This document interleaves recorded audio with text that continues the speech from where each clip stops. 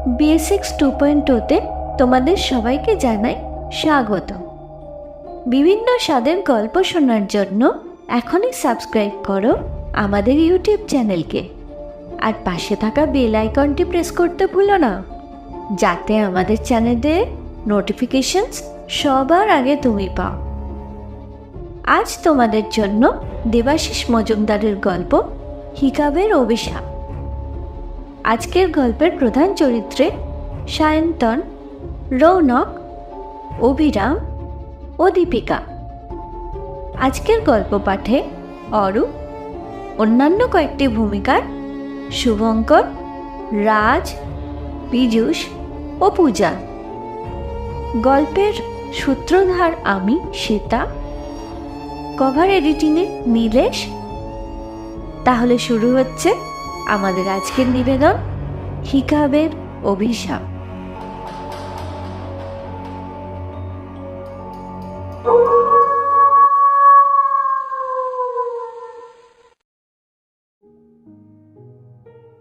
Antique collector হিসেবে ইতিমধ্যেই বেশ নাম করেছে সায়ন্তন। নিজের ব্যবসায়ে প্রচুর উন্নতি করার পাশাপাশি সায়ন্তনের এই অ্যান্টিক সংগ্রহের ভূতটাও চেপে ধরেছে। আসলে সায়ন্তন আর তার স্ত্রী দীপিকা নিঃসন্তান। বিয়ের 11 বছর পরেও তাদের কোনো সন্তান আসেনি। দুজনেই নানা চিকিৎসা করিয়েও কোনো সুরাহা করতে পারেনি। তাদের অঢেল অর্থ নিয়ে তারা কি করবে দুজনেই ভেবে পায় না। শেষে সায়ন্তন নিজেকে ডুবিয়ে দিয়েছে অ্যান্টিক কালেকশনের নেশায়, আর দীপিকা একটা সমাজসেবী সংগঠন তৈরি করে নানান রকম সমাজসেবামূলক কাজ করে নিজেকে ব্যস্ত রেখেছে। এই যেমন আজও দীপিকা তার কয়েকজন মহিলা সাথীকে নিয়ে এক অত্যন্ত প্রত্যন্ত গ্রামে সেখানকার গরিব মানুষের মধ্যে জামা কাপড় আর কিছু খাবার বাচ্চাদের বিতরণ করতে গিয়েছে। সায়ন্তনও তার কোম্পানির অফিসে যায়নি। অকশন হাউসে একটা বেশ বড় নিলামের আয়োজন ছিল। সায়ন্তন অফিসের দায়িত্ব তার ম্যানেজারকে একদিনের জন্য বুঝিয়ে দিয়ে চলে গিয়েছিল সেখানে, যেখানে একটা অদ্ভুত দেখতে পাথরের মূর্তি বেশ পছন্দ হলো সায়ন্তনের। রমেশ কেজরিওয়াল বলে কোনো এক ব্যবসায়ীর বাড়ি থেকে এসেছে মূর্তিটা। ইনফ্যাক্ট এই কেজরিওয়ালও এক বড় ব্যবসায়ী ছিলেন, কিন্তু দিন কয়েক আগেই তার সর্বজ্ঞ তিনি খুইয়ে এখন সম্পূর্ণ দেউলিয়া। তার একমাত্র ছেলেও মারা গিয়েছে একটা দুর্ঘটনায় কিছুদিন আগে। এই মূর্তির সাথে সাথে কেজরিওয়ালের সম্পত্তি ও আরও অনেক কিছুই নিলাম হলো অকশন হাউসে। সায়ন্তন দুটো অ্যান্টিক জিনিসের পাশাপাশি এই মূর্তিটাও কিনে নিল। মূর্তিটা বেশ অভিনব। এরকম অদ্ভুত মূর্তি সে আগে কখনো দেখেনি। নিজের বাড়ি ফিরে সায়ন্তন তার বৈঠকখানার একটা ফাঁকা ডেস্কের ওপর মূর্তিটা বসালো। মূর্তিটার দিকে বেশ প্রশংসনীয় দৃষ্টি নিয়ে সে তাকিয়ে থাকলো কিছুক্ষণ। তারপরেই তার মনে হলো তার বন্ধু রৌনক এইসব অ্যান্টিক মূর্তির বিষয়ে বিশেষজ্ঞ। সায়ন্তন সঙ্গে সঙ্গে রৌনককে একটা কল করলো। রৌনক কল রিসিভ করে জানালো যে সে সায়ন্তনের বাড়ির কাছাকাছি একটা কাজে এসেছে, তাই সে কাজ সেরে এমনিতেও ভাবছিল একবার সায়ন্তনের সঙ্গে দেখা করে যাবে, তাই আর অসুবিধা নেই। কিছু সময় পরেই সে সায়ন্তনের বাড়ি আসছে। সায়ন্তন দ্রুত ফ্রেশ হয়ে নিল। তারপর পরিচারক অভিরামকে ডেকে বাজার থেকে ভালো কেক আর পানীয় আনতে পাঠিয়ে দিল। অভিরাম চলে যাওয়ার কিছু পরে দরজার ডোরবেল বাজল। সায়ন্তন একতলার বৈঠকখানায় বসে এক দৃষ্টে মূর্তিটার দিকে তাকিয়েছিল। ডোরবেল শুনে সে উঠে গিয়ে দরজা খুলল। দরজা খুলে সে অবাক হলো, কারণ বাইরে দাঁড়িয়ে রয়েছে দীপিকা। সায়ন্তন অবাক হয়ে বলল, সে কি, তুমি এত তাড়াতাড়ি? তুমি তো বলেছিলে ফিরতে রাত হবে। দীপিকা ঘরে ঢুকতে ঢুকতে বলল, আমার যেন মনে হচ্ছে কোনো কিছু আমাকে এখানে টানছে, তাই বাড়ি না এসে থাকতে পারলাম না। দ্রুত বৈঠকখানার ভেতরে চলে গেল সে। সায়ন্তন দরজা বন্ধ করে এসে বলল, গাড়িটা গ্যারেজে তুলে দিয়েছো? মাসুদকে তো দেখলাম না। গ্যারেজে গাড়ি তুলে কেটে পড়লো নাকি? গাড়ি ঢোকার আওয়াজও তো পেলাম না। দীপিকা একটা কথারও উত্তর দিল না। সে সোজা এসে দাঁড়ালো সেই মূর্তিটার সামনে। তারপর সায়ন্তনকে ডেকে জিজ্ঞাসা করলো। এটা তুমি এনেছো? সায়ন্তন হেসে বলল, ইয়েস ডার্লিং, এই তো একটু আগে অকশন থেকে ফিরলাম। এটা দারুণ না? একেবারে ইউনিক। এরকম মূর্তি আমি আর দেখিনি। তবে আরও দুটো অ্যান্টিক ঘড়ি আছে। ঘড়ি দুটো দোতলার হলে রেখেছি। তুমি ফ্রেশ হয়ে নাও, আমি তোমাকে ও দুটোও দেখাবো। দীপিকা স্থির দৃষ্টিতে মূর্তিটার দিকে তাকিয়ে দাঁড়িয়ে রইল। তারপর সম্মোহিতের মতো আস্তে আস্তে সে মূর্তিটার দিকে ঝুঁকল। দীপিকার কাণ্ড দেখে বেশ অবাক লাগলো সায়ন্তনের। সে দীপিকাকে কিছু একটা জিজ্ঞেস করতে যাচ্ছিল, ঠিক তখনই আবার ডোরবেল বেজে উঠল। সায়ন্তন আবার ঘুরে গিয়ে দরজা খুলল। এবারে দেখল দরজার বাইরে দাঁড়িয়ে আছে রৌনক। রৌনকের গাড়িটা বাড়ির কম্পাউন্ডের ভেতরে ঢোকানো রয়েছে। সায়ন্তন হেসে রৌনককে আপ্যায়ন করে ভেতরে নিয়ে এলো। তারপর বলল, অভিরামকে কেক আর ড্রিঙ্কস আনতে পাঠিয়েছি। হাতে সময় নিয়ে এসেছিস তো? আজ কিন্তু একটা জমিয়ে আড্ডা না দিয়ে তোকে ছাড়ছি না। দীপিকাও ফিরেছে এই সবে। তিনজনে জমিয়ে আড্ডা দেবো আজ। সে হবে কোন, কিন্তু তোর আমার কথা মনে পড়েছে মানেই নিশ্চয়ই কোনো অ্যান্টিক মূর্তি করে ঢুকিয়েছিস। দেখি সেটা আগে কোথায়, সেটা সম্বন্ধে জানার জন্যই তো আমাকে ডেকেছিস। রাইট, আয় তোকে দেখাচ্ছি। বৈঠকখানার ভেতরে রৌনককে নিয়ে গেল সায়ন্তন। তবে দীপিকাকে সেখানে আর দেখা গেল না। সায়ন্তনের মনে হলো দীপিকা হয়তো ফ্রেশ হয়ে নিতে দোতলায় গেছে। সায়ন্তন ডেস্কের ওপর বসানো মরিকাঙ্কল নির্দেশ করে দেখিয়ে বলল, এই যে সেই মূর্তিটা, দেখে বল এটা কি? আজই অকশন হাউস থেকে কিনেছি। তবে মূর্তিটা একেবারে ইউনিক, তাতে সন্দেহ নেই। মূর্তিটা দেখে চোখ কপালে উঠল রৌনকের। সে বলে উঠল, করেছিস কি? কি সব বনেছে জিনিস ঘরে এনে তুলেছিস তুই? কেনার মতন আর কিচ্ছু পেলি না? সায়ন্তন অবাক হয়ে বলল, কেন? মূর্তিটাতে খারাপ কি আছে? খারাপের সব কিছু আছে মূর্তিটাতে। এটা একটা অভিশপ্ত মূর্তি, হিকাবের মূর্তি এটা। হেই খাব, সেটা আবার কি? জানতে চাইল সায়ন্তন। রৌনক জবাব দিল, গুয়াতেমালার প্রাচীন রাজবংশের রাজা গুনাফুর আমলে তৈরি এই মূর্তি।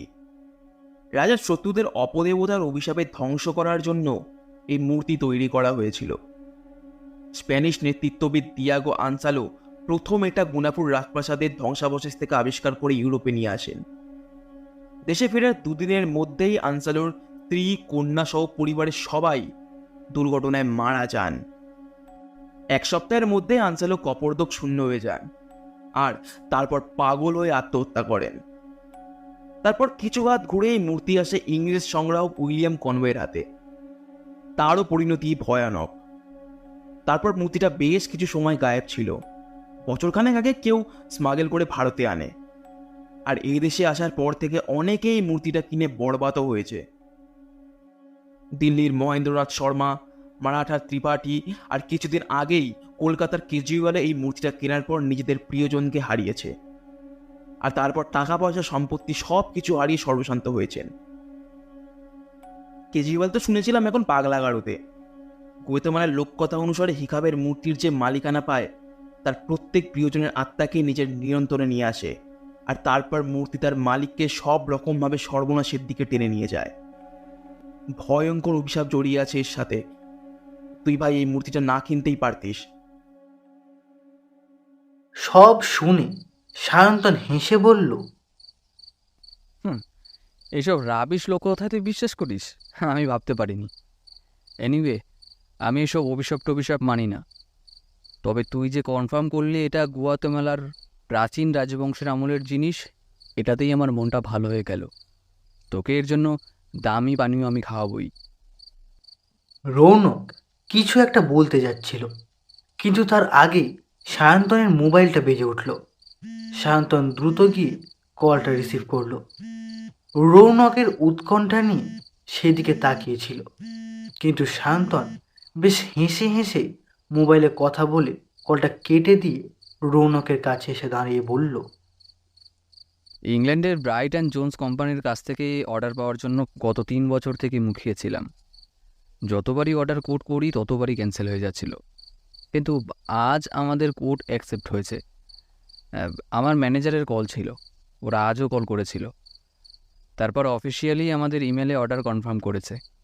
আমি ম্যানেজার রথিনকে বলে দিলাম মার্কেট থেকে ফাইন্যান্স তুলে নিতে। ফাইন্যান্সাররাও মুখিয়ে থাকে এরকম অর্ডার ফাইন্যান্স করবার জন্য। এই অর্ডার কমপ্লিট হওয়ার পর আমার কোম্পানির নাম আন্তর্জাতিক স্তরে পৌঁছে যাবে। আর এসব হলো এই মূর্তিটা এই বাড়িতে আসার পর।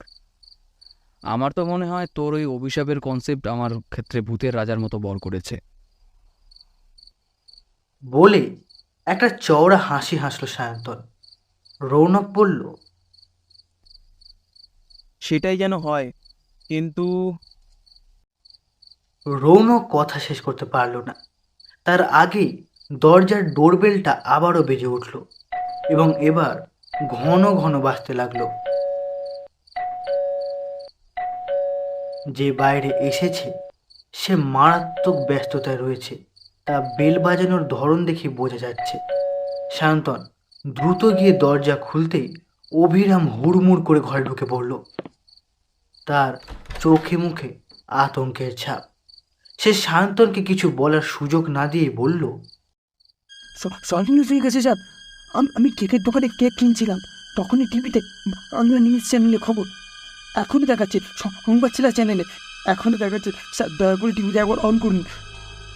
কাঁপতে কাঁপতে ঘরের মেঝেতে বসে পড়ল অভিরাম। সায়ন্তন বুঝল একটা সিরিয়াস কিছু হয়েছে। সে দ্রুত গিয়ে টিভি খুলে সংবাদ সেরা চ্যানেলটাতে এলো।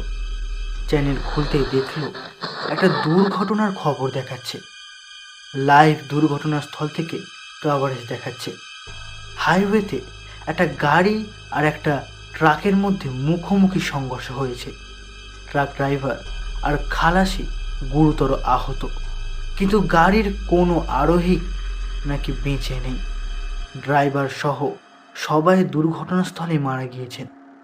এরপরেই ক্যামেরার দুর্ঘটনাস্থলের ভাঙা গাড়ির ছবি আর নাম্বার প্লেটটা দেখানো হলো। সেটা দেখেই চমকে উঠল সায়ন্তন। এই তো তাদেরই গাড়ি। সবচেয়ে বড় কথা, এই গাড়ি নিয়েই তো সকালে দীপিকা বেরিয়েছিল। দীপিকা, দীপিকা! বলে চিৎকার করতে করতে সায়ন্তন ওপরে দোতলায় ছুটল। পুরো দোতলা তন্ন তন্ন করে খুঁজে কিছু সময় পরে সে একতলায় নেমে এসে সারা বাড়ি খুঁজতে লাগলো পাগলের মতো। রৌনক আর অভিরাম বুঝতে পারছিল না তারা কি করবে। সায়ন্তন রৌনকের কাছে ছুটে এসে বলল, দীপিকা তোর আসার একটু আগেই ফিরেছে। আমি নিজে তার সঙ্গে কথা বলেছি, কিন্তু এখন ওকে সারা বাড়িতে কোথাও খুঁজে পাচ্ছি না। অভিরাম সেটা শুনে বলল, স্যার তা কী করে হয়? ম্যাডাম তো ওই গাড়িতেই ছিলেন।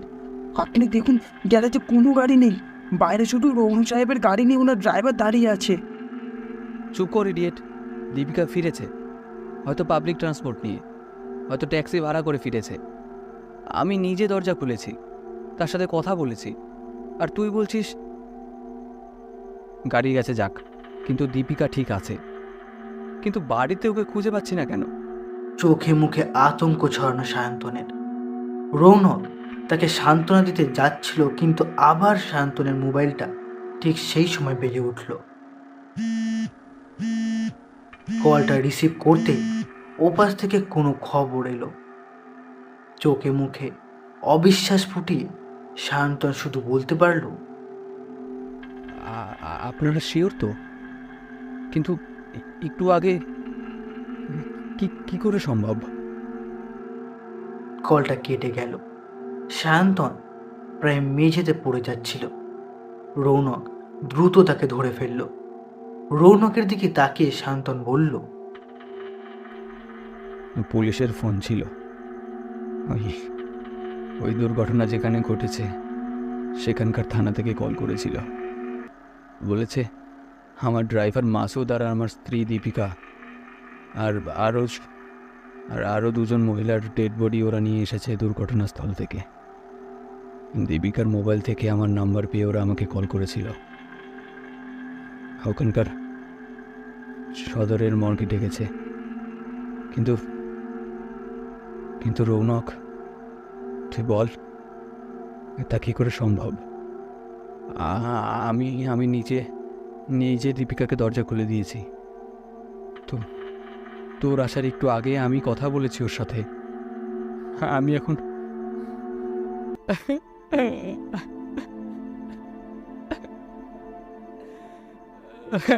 দীপিকা। কান্নায় ভেঙে পড়ল সায়ন্তন। রৌনক তাকে ধরে সান্ত্বনা দেওয়ার চেষ্টা করলো, কিন্তু তখনই একটা অদ্ভুত ঘটনা ঘটল। সারা ঘরে ছড়িয়ে পড়ল এক নারী কণ্ঠের কান্নার আওয়াজ। হৃদয় বিদারী যন্ত্রণাদায়ক সেই আওয়াজ, কারো বুক ফাটা কান্নার আওয়াজ। সায়ন্তন চমকে উঠে বলল, এটা দীপিকার কণ্ঠস্বর, এটা দীপিকার গলার আওয়াজ। আমি বলেছিলাম না দীপিকা বাড়ি ফিরে এসেছে, কিন্তু কিন্তু কোথায় সে? আমি তাকে দেখতে পাচ্ছি না কেন? কান্নাটা আরো তীব্র হলো। এবারে অভিরামও বলল, এটা ম্যাডামেরই গলার আওয়াজ, কিন্তু ম্যাডাম কোথায় আর তিনি কাঁদছেন কেন? রৌনক ভালো করে শোনার চেষ্টা করলো সেই কান্নার আওয়াজ। সে শান্তনকে ছেড়ে দিয়ে ধীরে ধীরে এগিয়ে চলল ওই মূর্তিটার দিকে। মূর্তিটার কাছে গিয়ে সে মূর্তিটার দিকে কান পাতল, কিন্তু মূর্তিটাকে ছুঁল না। ভালো করে মূর্তিটাকে কাছে কান নিয়ে গিয়ে শুনে রৌনক বলল, কান্নার আওয়াজ আসছে এই মূর্তিটার মধ্যে থেকে। তুই কিছু বলে দেখিস সায়ন্তন, দীপিকা এখানে এসেছে সেটা যেমন সত্যি, তেমনি তার মৃত্যুটাও সত্যি। এই অভিশপ্ত মূর্তিটাই দীপিকার দুর্ঘটনা ঘটিয়ে তার আত্মাকে এখানে টেনে নিয়ে এসেছে। কারণ দীপিকা সায়ন্তনের সব থেকে কাছের, সবচেয়ে ভালোবাসার মানুষ।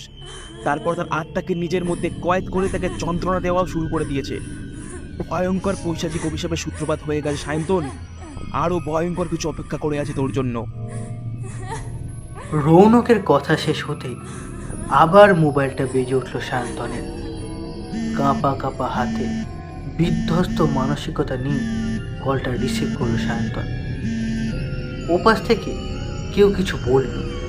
সায়ন্তন প্রত্যুত্তরে কিছুই বলতে পারল না। তার দু চোখ শুধু বিস্ফারিত হয়ে গেল। কলটা কাটার আগে সায়ন্তন হাত থেকে মোবাইলটা পড়ে গেল। রৌনক ছুটে গিয়ে তাকে জিজ্ঞেস করলো, কি হয়েছে সায়ন্তন? কি হয়েছে আমাকে বল। সায়ন্তন ঘোলাটে চোখ নিয়ে রৌনকের দিকে তাকিয়ে বলল, আমার ম্যানেজার কল করেছিল। আমার পুরো ফ্যাক্টরি আগুনে ভস্মীভূত হয়ে গেছে। ফ্যাক্টরির অফিসে যেখানে ইন্স্যুরেন্সের কাগজপত্র রাখা ছিল সেগুলো পুরো ছাই হয়ে গেছে। রথিন এখন সেখানেই যাচ্ছে। কিন্তু আমার যে সব শেষ হয়ে গেল আমার। কথা শেষ করে কাঁদতে কাঁদতে মূর্তিটার দিকে তাকিয়ে একটা বিকট দৃষ্টি নিল সায়ন্তন। তার মনে হলো মূর্তিটা যেন তাকেই ব্যঙ্গ করে হাসছে। মূর্তির ভেতরে থাকা দীপিকার কান্নার আওয়াজ আরো তীব্রভাবে কানে পৌঁছতে লাগলো সায়ন্তনের। হঠাৎ কান্না থামিয়ে দু চোখ বিস্ফারিত করে সে হেসে উঠল। তারপর সে শুধুই পাগলের মতো হাসতে লাগলো। হাসতে হাসতে গড়াগড়ি দিতে থাকলো সায়ন্তন। অনেক চেষ্টা করেও রৌনক আর অভিরাম তাকে নিয়ন্ত্রণে আনতে পারল না।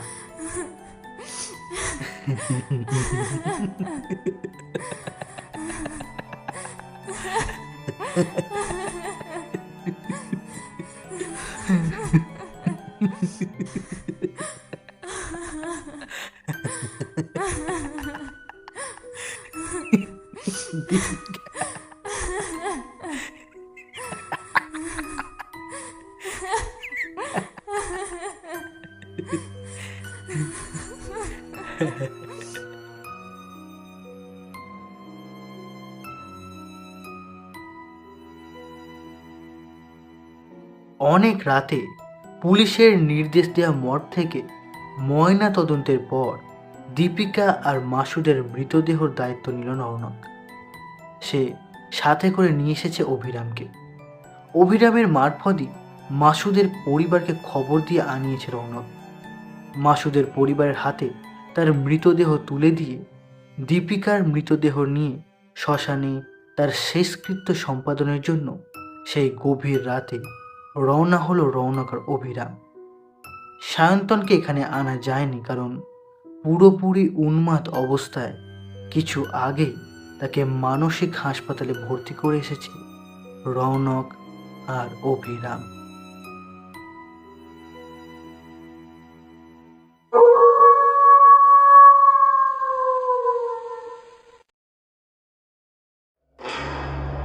শুনছিলে হিকাবের অভিশাপ, রচনা দেবাশিস মজুমদার। আজকের গল্পে বিভিন্ন চরিত্রে অভিনয় করেছে সায়ন্তন, শুভঙ্কর, রৌনক, রাজ, দীপিকা, পূজা, অভিরাম, পীযূষ। গল্প পাঠে ও পরিচালনায় অরূপ, কভার এডিটিংয়ে নীলেশ। বিশেষ সহযোগিতায় ও গল্পের সূত্রধার আমি শ্বেতা। অসংখ্য ধন্যবাদ শুভঙ্কর, রাজ, পূজা ও পীযূষকে এই গল্পে আমাদের পাশে থাকার জন্য। এইবার তোমাদের পালা। গল্পটা যদি ভালো লেগে থাকে তাহলে লাইক করতে ভুলো না, বন্ধুদের সাথে শেয়ার করো এবং সাবস্ক্রাইব করে বেল আইকনটি প্রেস করো। তাহলে আজকের মতো বিদায়। খুব তাড়াতাড়ি ফিরবো আমরা নতুন কোনো গল্প নিয়ে। ততক্ষণের জন্য শুনতে থাকুন, সঙ্গে রাখুন BSX 2.0। বিদায়, শুভরাত্রি।